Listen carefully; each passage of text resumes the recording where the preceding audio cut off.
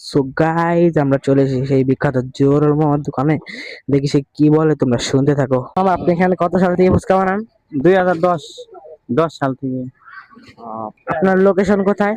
আহ, ফরিদপুর, লক্ষ্মীপুর। সোনাকাটা। আপনি একটা ফুচকা বানান দেখি।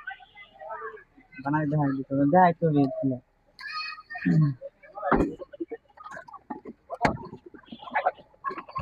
তো গাইজ না ফুচকা বানাচ্ছি, আপনারা দেখতে থাকুন। মামা, আপনি ফুচকা কত করে বিক্রি করেন? 30 টাকা, 40 টাকা, 50 টাকা। আচ্ছা, ঠিক আছে।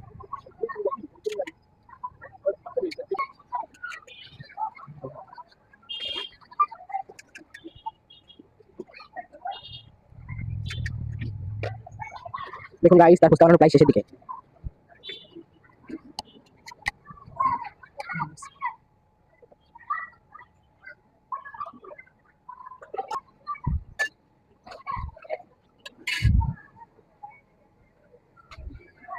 গাইজ দেখুন, তার ফুচকা বানানো শেষ।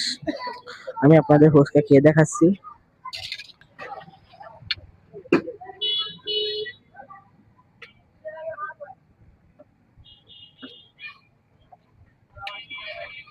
গাইজ দেখেন, আমি খাচ্ছি।